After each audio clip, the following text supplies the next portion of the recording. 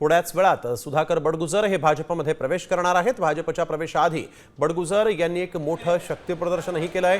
बडगुजरांनी भाजपमध्ये ते गेल्यानं नाशिकमध्ये ठाकरे गटाला मोठा धक्का बसेल अशी शक्यता वर्तवण्यात येते। भाजपच्या नाशिकच्या आमदार सीमा हिरेंच्या विरोधानंतर देखील बडगुजर यांना भाजपमध्ये प्रवेश देण्यात आलेला आहे।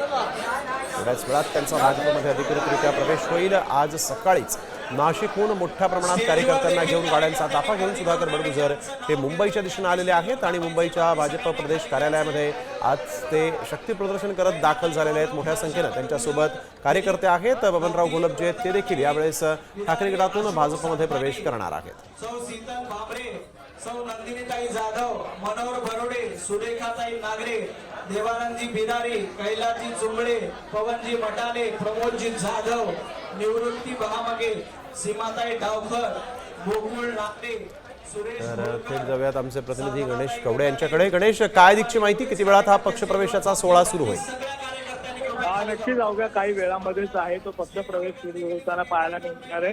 सुधाकर बडगुजर यांच्याबरोबर बबन घोलप जे माजी समाज कल्याण मंत्री होते ते देखील आहे ते पक्षप्रवेश करतात। त्याचबरोबर दिलीप गांधी असतील, ते बाळासाहेब सानप असतील, हे सगळे नेते आहेत ते सुधाकर बडगुजर यांच्यासोबत आहे ते पक्षप्रवेश होताना पाहायला मिळणार आहे। कारण की गेल्या काही दिवसापासून बडगुजर हे भाजपमध्ये पक्षप्रवेश करतील असं सांगितलं जात होतं। मात्र भाजपकडून या सगळ्या संदर्भात आहे ते गुप्तता बाळगली पाहायला मिळत होते आणि आता देखील बडगुजर आहेत ते भाजप प्रदेश कार्यालयामध्ये आहे ते दाखल झालेले आहेत आणि त्यानंतर थोड्या वेळामध्ये हा पक्षप्रवेश सोहळा आहे तो पार पडणार आहे। या पक्षप्रवेश सोहळ्यासाठी आहे ते मंत्री गिरीश महाजन हे भाजप प्रदेश कार्यालयामध्ये दाखल झालेले आहेत। रवींद्र चव्हाण कार्याध्यक्ष हे देखील आहेत ते भाजप प्रदेश कार्यालयामध्ये आहे। त्यामुळे अवघ्या काही वेळामध्ये आहे हा पक्षप्रवेशाला सुरुवात होणार आहे। कारण की गेल्या काही दिवसांपासून खरं तर बडगुजर यांच्यावर आहे ते वेगवेगळ्या पद्धतीचे आरोप देखील आहेत ते झालं होतं आणि त्यानंतर ठाकरे गटाकडून आहे ते सुधाकर बडगुजर यांची देखील हकालपट्टी आहे ती पक्षातून केली होती। त्यानंतर